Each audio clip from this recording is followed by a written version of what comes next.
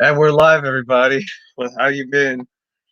Um, it's been a while since I last did one of these wrestling podcast episodes. Had to take a break for a while. Um, but now I'm back in business, so I'm back with Mill Hustles again. And right now we're gonna do a discussion on the dark side of the ring. How you doing? What's up, bro? Long time. Yeah, it's been a while since we last did this. Like, I can't even, I think it's been like 2 years, maybe, or maybe more than that. I don't know. Yeah, it's been But a little while. About 2 years sounds right. yeah, but I'm hyped to do these discussions, with about pro wrestling because like when we first started, like we did a bunch of them. Like it was I miss those days where we did them. Like it was hot, you know. Yeah. But yeah, just gonna get right into it, into the discussion. So, is there anything in particular you want to discuss? Well, we talked about the whole Benoit conspiracy, which has pretty much been talked to death, but I don't think we've ever given our take on it. So we might as well do it before we close the chapter on it. Yeah. Okay. Based on what I've heard, based on what I've seen, um, according to this article that I read, it's very interesting. Um, they said that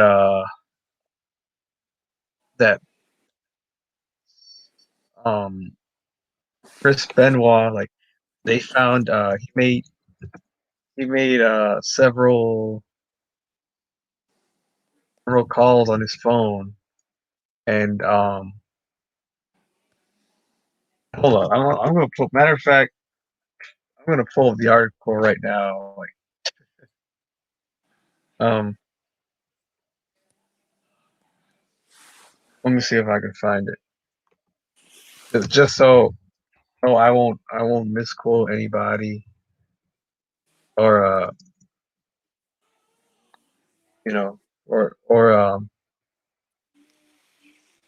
anything like that. But I've heard Kevin Sullivan. He he actually got jealous of he got mad that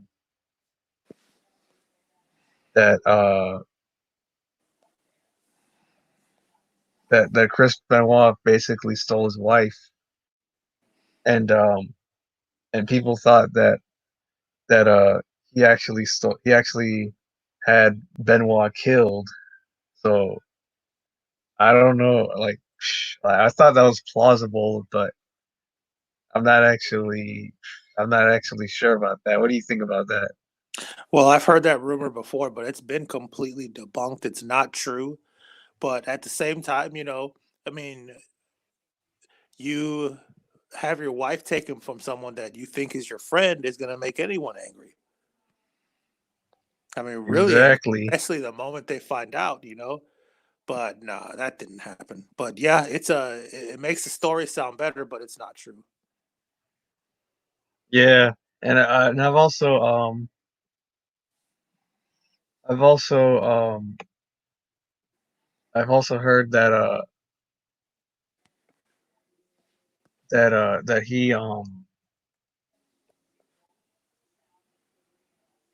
Kevin Sullivan he got investigated by the police, and they cleared his name, which means that they didn't find him guilty of it. So He wasn't a so suspect, is what you mean. He wasn't a yeah, suspect. yeah, he wasn't a suspect Okay. at all. Just he was he was basically cleared. So that's a huge sign that the conspiracy theory, it doesn't hold up, because um because he was clear, like there's really no proof that um that Kevin Sullivan actually ordered a hit on Benoit. So um Yeah, so there's yeah. very He's not a suspect. little to go So on, yeah, he had nothing to do with it. The only thing right? he's a victim of is And only thing he's a victim of is circumstance. His right, you know, ex-wife at the time or girlfriend or whatever she was, Nancy Sullivan, left him for another dude. Happens every day. It sucks, but that's what happened. right. Um, okay, I think I found it. Yeah, I found it. So I'm gonna read to you point by point and see if see what you think about it. Go ahead.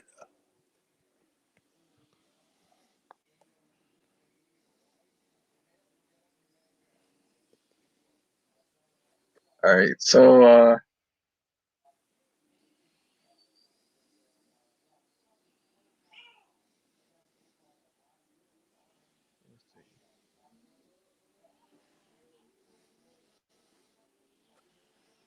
okay, so it says here that a report from a friend of Benoit's neighbor said that the neighbor said she saw someone leaving the house Friday night in black clothing, looking like he didn't belong. And according to Chavo Guerrero's interview with Chris Jericho, um, texts were sent after Benoit's supposed death Saturday night. The texts were sent early Sunday morning. Um, so if Benoit was dead, then who sent those messages? So, but then it says here, that the texts were delayed. So, so Benoit could have sent those on a Thursday. What do you think about that? I know about the text messages, but I haven't looked into it. But I heard that they were really like weird. Like I, there's not a tone because you're reading it, Yeah, but it's just something was not right about it. Like I guess Chavo probably had a weird feeling before or after the incident. Who knows? Looking at it in hindsight. yeah, yeah. It's kind of like it could have been Benoit who sent those, but it also could, we don't know. It could have been Benoit who sent those or somebody else. And then okay, then it says here in the form, it says Benoit sent his address and a message saying dogs are in the pool area and the garage door is open. Like, so it says here it could mean three things. It could have been a delayed text, or Kevin Sullivan sent it. Benoit could have been referring to the dogs as the supposed people who killed him, and the garage door was open so they can get inside the house.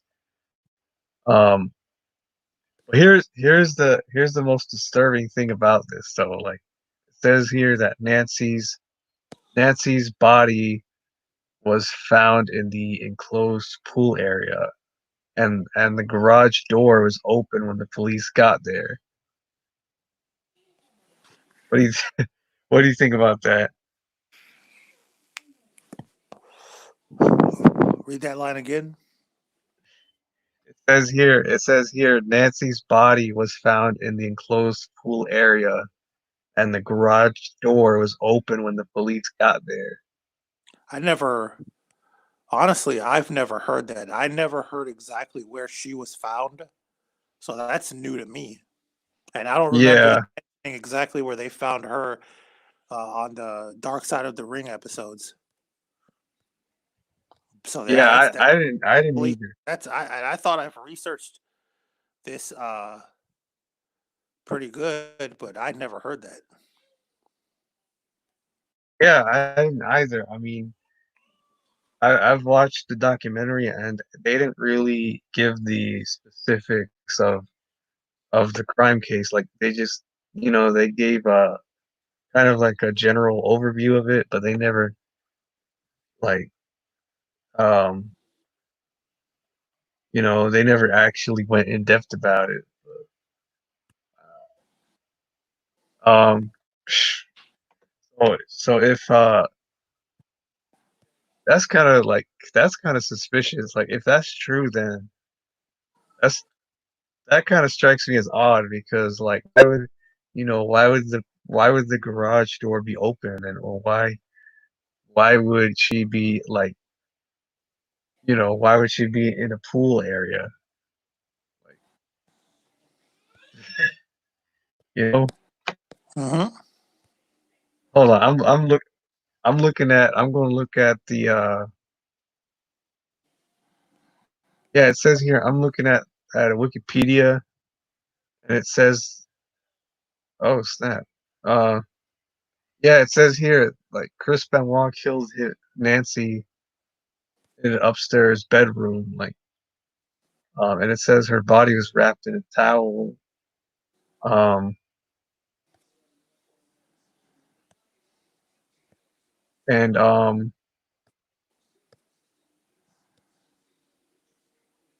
yeah, so I don't know if that claim that she if that claim that she was her body was found like, in the pool area. Like I don't know if that's true or not, but like I don't. Um, and it says here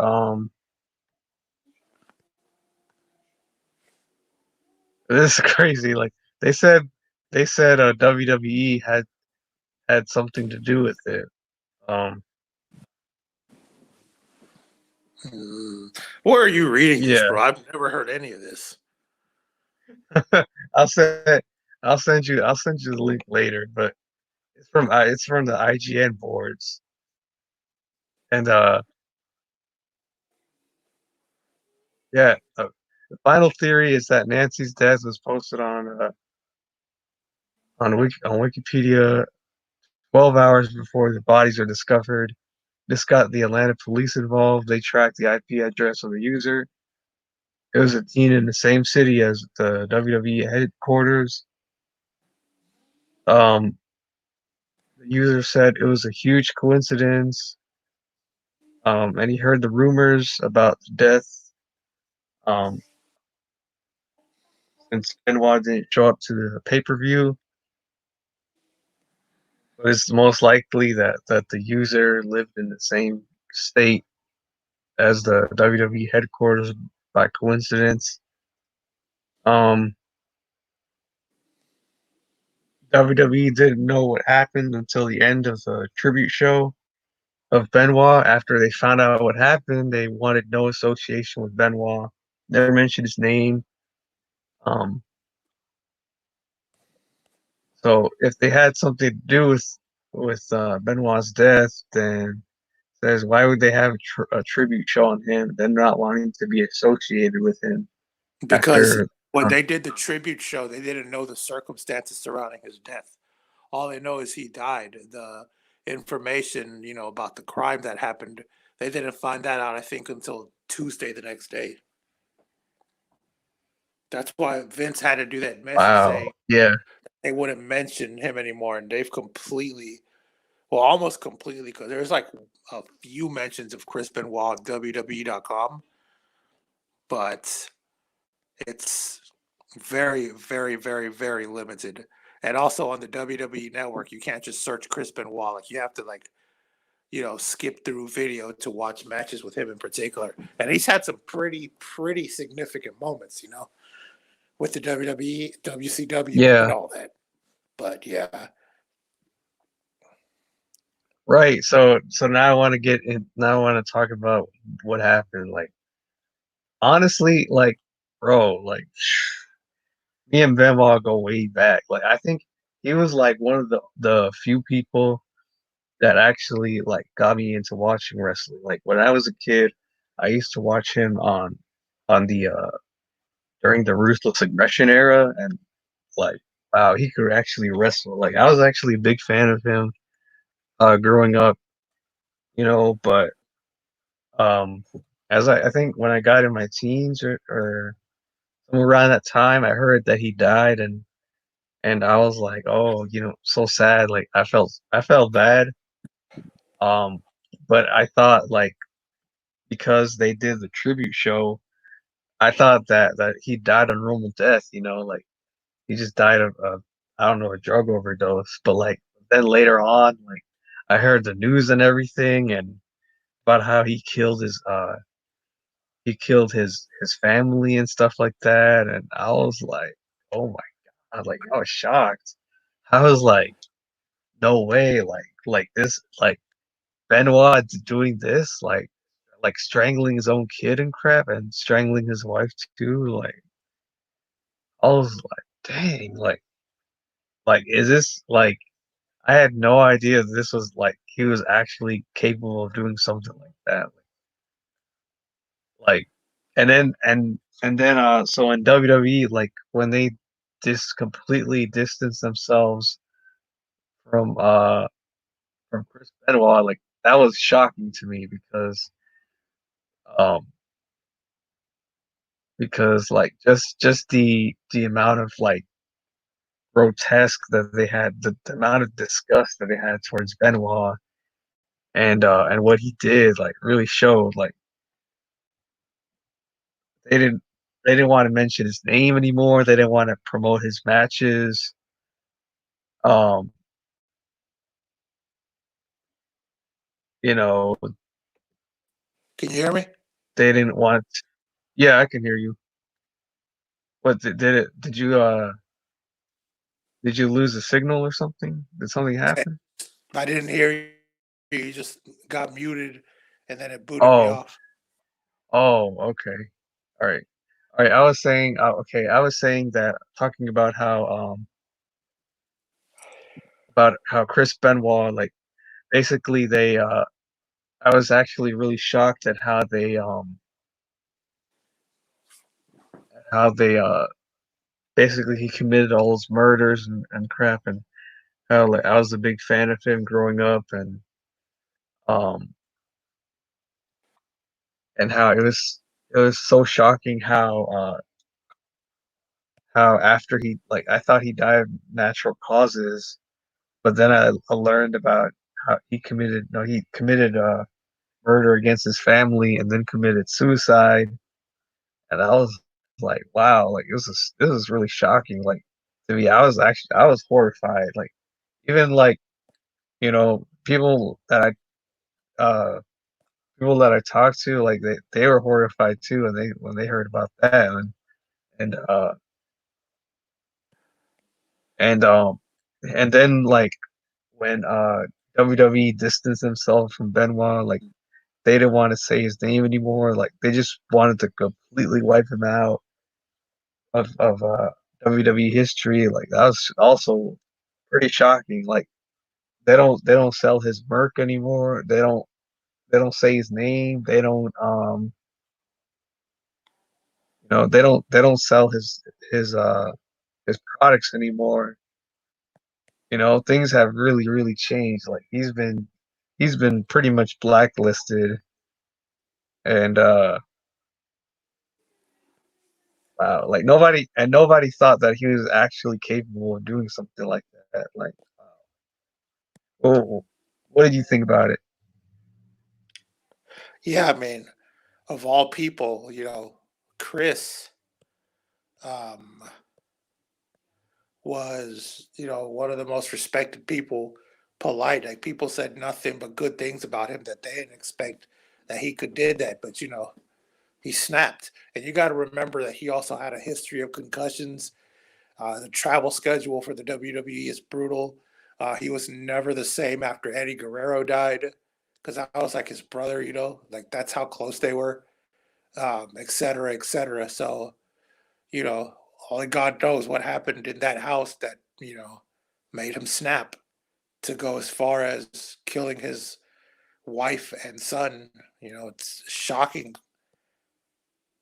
Yeah, and I've I've actually looked at like I've actually looked at various theories on why on what made him snap and why he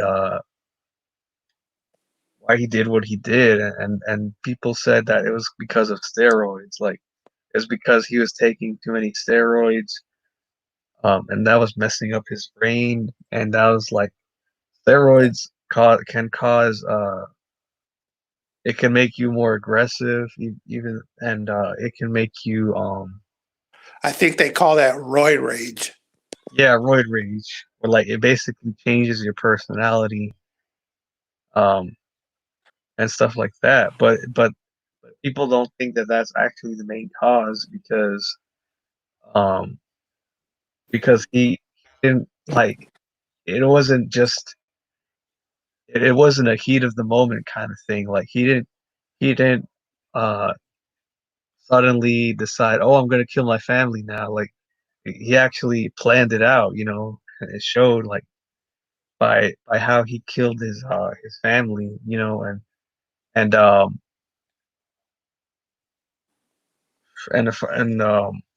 another theory says that um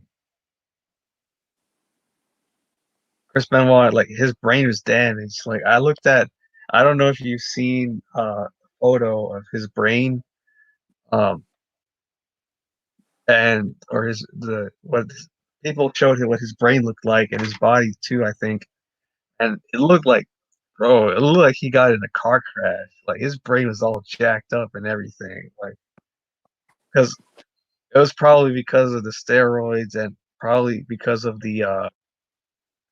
those flying headbutts that he was doing throughout his career. Like that actually um that can actually mess you up.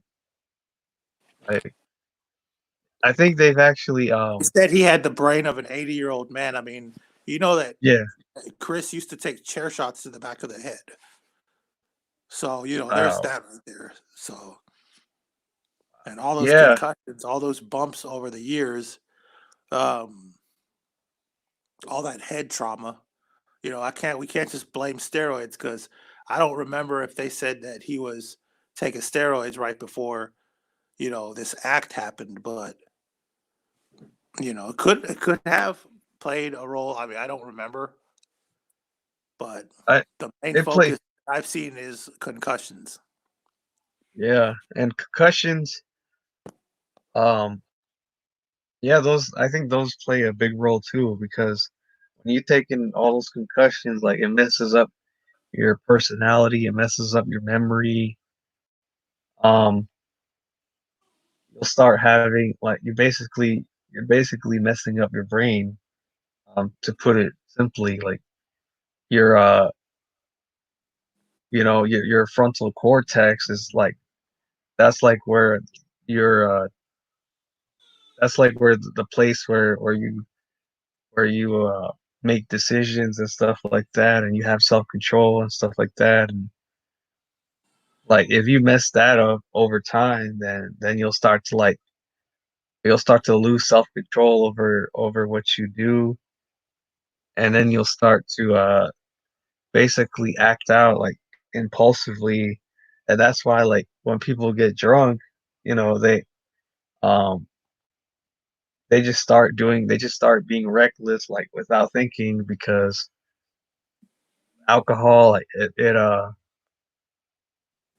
it kind of like it messes with their frontal cortex, so that's why they do that stuff. And yeah, I think that's a big factor of why Chris Benoit did what he did. And but while I think that's one of the things that I think one of the factors that made him commit those murders, like I feel like it's something else though. Like I feel like the biggest reason why he did what he did was like it had to do with like something that he was going through in his life, like something emotional, like And he was. They said on the documentary that he was having problems with Nancy. I believe they were separated at a time. I even heard that there was going to possibly be a divorce. I heard rumors of domestic violence. I can't remember if they said on Chris's side or it was on Kevin's, so don't quote me on that. But apparently things were really toxic at home. On top of the schedule that WWE employees have to go through, the wear and tear on their bodies. Um, it's just it's a lot. I'm not saying, well, he had a reason to do it, or well, you got to remember this. Yeah, I'm not condoning this at all. But, right, someone going through that many things at once will make you go crazy. right, and right, and the thing about it is that he was actually really nice on the outside. Like he was really nice to his neighbors and stuff like that. And so, and also, yeah, I heard about that. I heard that I don't know if I was trying to do my research and figure out if like if he actually had outbursts um towards his family. Like, do you know if he did or not? I didn't hear about that. I wouldn't be Yeah, surprised though, yeah, but because I don't know. I think what's I if you look at the Chris Benoit Titantron, like I find it disturbing how it actually matches up uh with what Chris Benoit went through his life. Like if um just the video itself, like who knew that stuff was actually gonna happen or was happening at the time that he was still around. Like somebody pointed it out, on the in one of the YouTube comments and stuff like that. But yeah, I think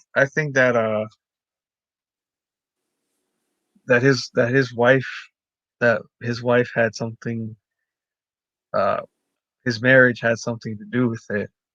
And And look, I've been through some really fucked up relationships, like really, really fucked up ones.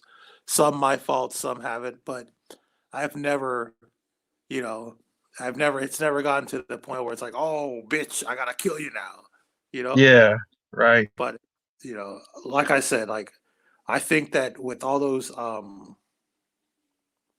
I think that if all those, I believe all those shots, concussions, stress on the road, jet lag. It's just so many factors, you know. yeah, Like like I said, like this guy, there was an analogy about it. Like they say every time you get a concussion, it's like your brain is wired. And every time you get a concussion, a couple of those wires snap. right, And right. And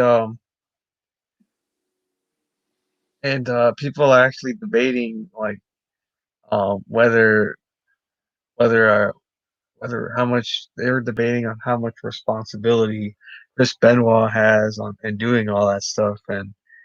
oh, he had And all, dude. He had yeah, all the responsibility. yeah, and But I and yeah, but and like I that's go ahead. yeah, like I said, it was crazy. Nobody expected it, but it happened, and God have mercy on him. Right. And yeah, like you I mean, a lot of people they have messed up marriages, but they don't go around killing their spouses over it or something like that. And like that's just I don't like I'm like,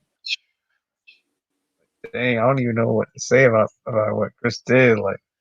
Like I can't imagine what his son must have felt like when he was being strangled to death.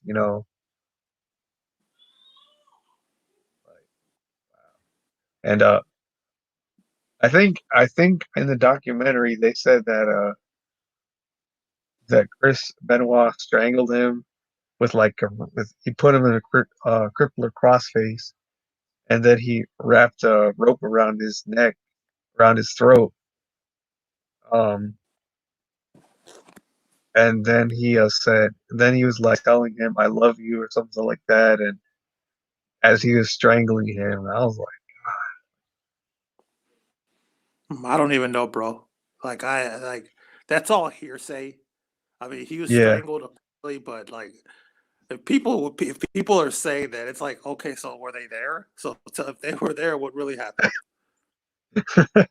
I would have to do my research, but either way, that was horrible. Like I don't even like, man, like that's um that's like if you think I think that was like one of some of the worst murders, probably the worst murder ever committed like in the wrestling business. Because I've heard wrestlers getting murdered, and the least that happened to them was they just got stabbed, and they were I think it was that this guy Bruiser Brody. He got stabbed in the locker room out of jealousy, but what Chris Benoit did, like, oh man. Well, no. The what's his name? Bruiser Brody had a reputation on the territories for being difficult, like for refusing to do stuff if his money wasn't right. But that murder was, um, it was. I think it was like his refusal to do a booking or something. I don't remember the details of that one because I haven't looked up Brody's case as much as Ben was. But the guy that killed him was someone that had beef with him. Like there's a match, and I think you can watch it on YouTube where he fought the guy Invader too, and he just beat the fuck out of Invader, made him cry, made him throw up, cut him open. Like it was just Oh, a massacre. Um, then there's also the death of Dino Bravo, which is also covered on Dark Side of the Ring, and that guy I heard like he was doing like I don't know who killed him, but there's rumors, and I'm not gonna say who it was. If y'all want to know, just watch the episode. But they said he was shot like 15 times. dang, crazy. Yeah, like and as far as Benoit goes,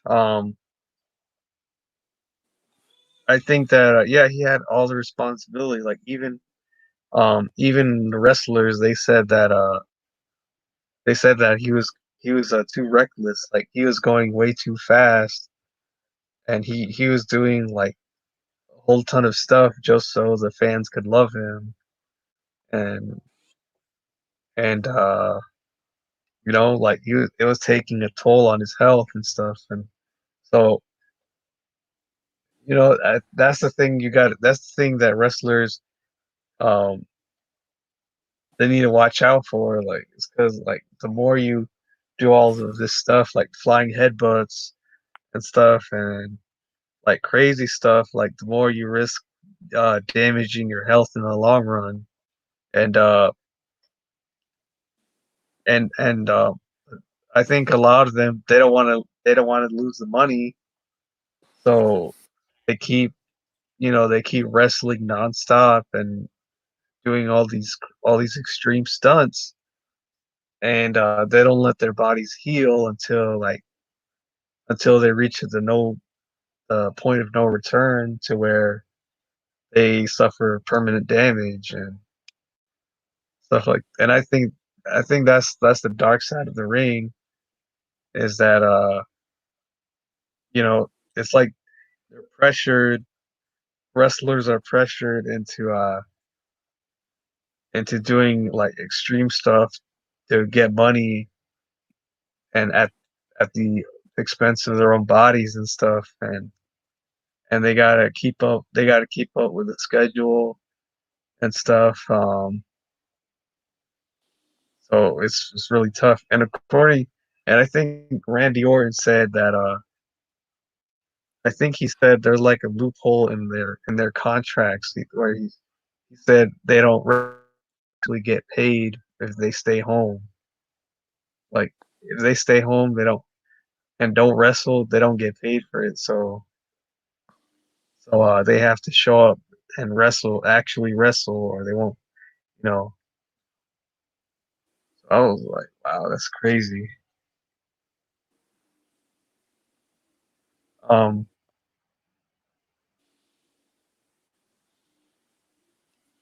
and but yeah, stuff like this, like with like Dino Bravo. You said who did you say killed him? I didn't say who it was because I don't think anyone knows. Oh, right, right, But right. you know, Wow. like I said, watch the documentary, y'all. Um, because it's you can come up to your own conclusion. You know me, bro. Like you know Yeah, me. I'm from. There's yeah. certain things I'm not gonna call out by name. But yeah. You you don't want it. You don't want to hit put out on you. Yeah, I Uh, feel you. I don't blame you. I probably wouldn't name names either. Like I wouldn't drop statements either. Like because I don't want to get in no beef or anything like that. So I mean, but yeah, stuff like that, um, stuff like that, it happens in the wrestling business. That's why I didn't want to be a pro wrestler. Like I thought about it, but when I learned about all those backstage politics and the drama that goes on behind it, and there's like a lot of betrayals and a lot of greed and corruption. Like I was like, no, this ain't for this isn't for me. Like it's not worth it, you know. Like it's not worth risking my body just to get backstabbed by a promoter or somebody. I mean, I've interviewed like a bunch of wrestlers, and they said that yeah, it's a cutthroat business. Like um they've promoters, they rip you off. Um other wrestlers, they um they they break the code now. Like back then they used to have a code behind it. Like you couldn't do certain things. Um like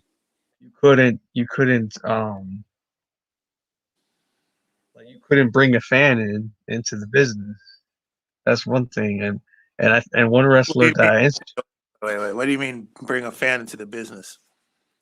like uh like you couldn't you like in wrestling you're not allowed to um to bring a fan into the business. Like you're not allowed to have a fan wrestle um in the ring unless he or she has gone through training, unless he or she goes through the process of being an actual wrestler, like That's right. and yeah, and There was a and time you couldn't bring a fan, period, because the wrestling business. When people said, "Is this real?" Like, is this like a performance? Is this real?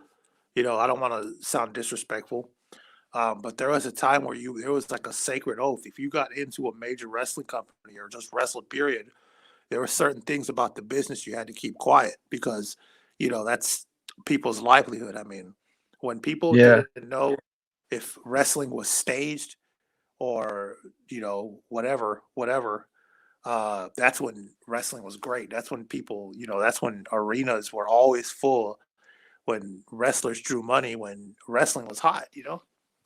yeah, yeah, and this guy, he told me he was a wrestler. He said that the thing that he'll never forget, and that really uh like triggered him, angered him, was how one of the promoters, um he brought he basically broke the rule, and he brought a fan in without any training whatsoever, and he just had him wrestle. You know, he just had him. Uh, yeah, just made him a wrestler on the spot. And I don't know.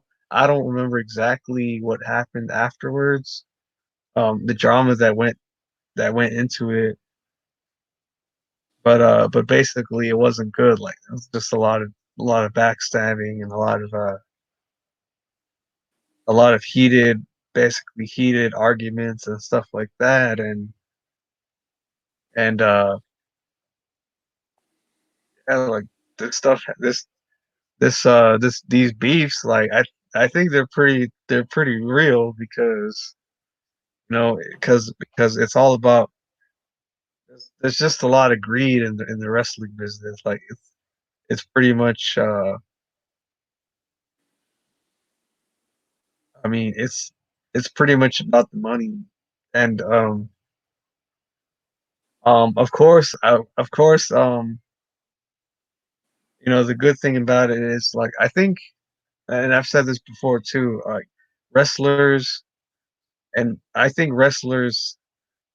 think the most of them they actually love what they do um at least back then like you know the rest they don't really have problems with the fans but there's like um but they have problems with each other like they have problems with you know promoters at least that's how it was back then like in the old school days um based on what I've heard I don't know about now because I don't watch wrestling like I don't watch it like that anymore but yeah like that stuff like it's just depressing to hear about and like you have like you know like just seeing what just knowing about what they go through and you know the tough schedules the drugs I think the drugs is a major issue in the wrestling business because back then it didn't used to be like that like wrestlers they used to live healthy eat healthy they were like really professional athletes and now uh you know the drugs and stuff like it actually like a lot of them are into it because Yo, you there? yeah I'm here did it cut Okay, off yeah, again it cut off for a second. oh okay yeah the wrestlers like they they got in a lot of them are into drugs and that stuff like really messes you up um in the long run but I think but when you actually like interview them like you ask them like why do you take drugs and they say and they pretty much explain that they don't get health insurance like health insurance is not it's really not part of the contract and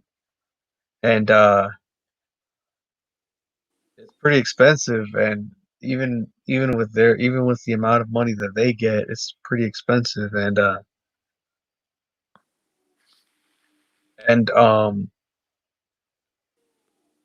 and they they said that with hospitals and stuff I think they said that the meds that they give them like it's just not enough you know so so it's easier to get illegal drugs and take those and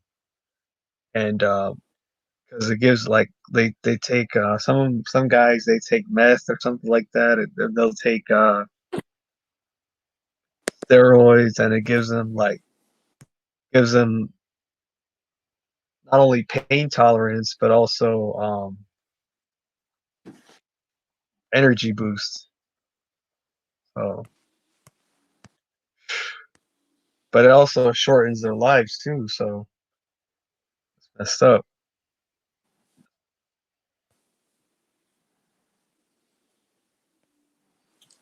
I mean, coping mechanisms, I guess. You know, Yeah, there was a lot more drugs back then. I know it's better now, but yeah. Ever since WWE passed the what's that law again? Like I forgot what it's called. It was called the no, the wellness protect program. yeah, that program. Yeah, ever since that happened, like things have changed a lot. Like now it's now pretty much that pretty much reduced the amount of drug use in the wrestling business. Um, yeah, like stuff like that. Like it could actually like it really takes a toll on it really takes a toll on the wrestlers. Like have you ever heard of what happened to Axel Rotten? Uh, Briefly. Yeah, he was at ECW and it got to a point um where he I think he was paralyzed from the waist down. I don't know. Like yeah, he had to live with I think he damaged himself and he basically had to go into physical therapy and learn how to walk again and stuff like that and he was in pain, constant pain and stuff like that. He had to take meds and stuff and pretty much for life and until finally like one day he just offed himself, like just killed himself, and that was shocking. I was like, wow. Like he was like he was one of the originals, I think, and just killed himself. And I was like, dang. I guess he couldn't take it anymore. Like he couldn't take the pain anymore. So and not to mention like the emotions that came behind it, the stuff like that. And I can't imagine what he went through, like what was going through his head.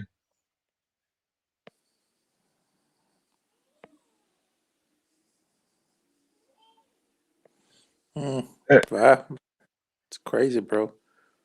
Yeah, like there's a lot of messed up stuff that goes like when you dig deep into the lives of pro wrestlers, like you'd be surprised at how much stuff they have to go through. Like you'd be surprised how much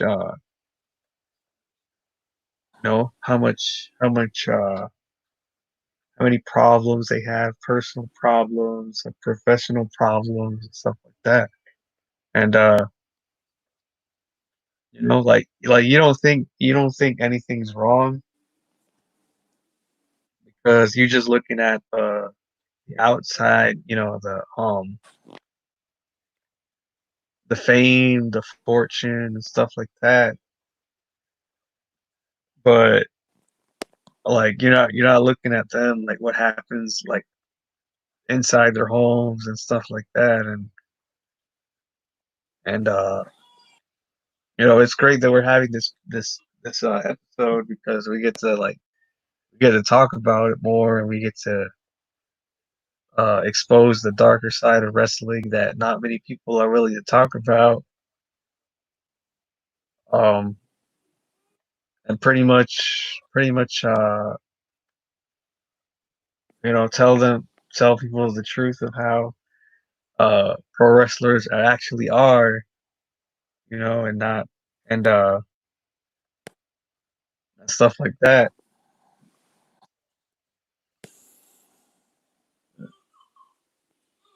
Yeah, true. Some people don't know. Yeah, they think that pro wrestling is easy. They think that some people they think that it's it's really easy. Like you just learn a couple of moves and that's it. And that's like no, it's far from it. Far from it. Like you wouldn't like I can't even imagine all the stuff that comes with it. Like uh, besides the techniques, like you gotta worry about the schedule and the stress, the drama, the injuries, the pressure, the drugs, all that stuff. Like that's tough to deal with. And not to mention the family issue where wrestlers they commit adultery and stuff like that, or in some cases they do, but like it's hard. It's they're away from their family for so long, so it causes some pretty serious issues in their marriages and stuff like that.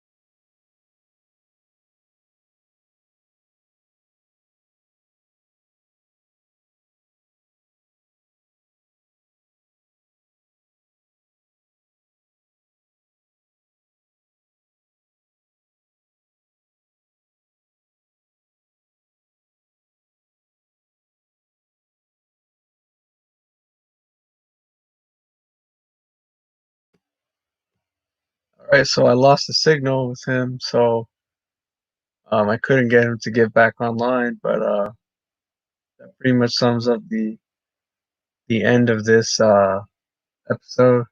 Hope you guys enjoyed it. Like, subscribe, share, comment, and I'll see you later.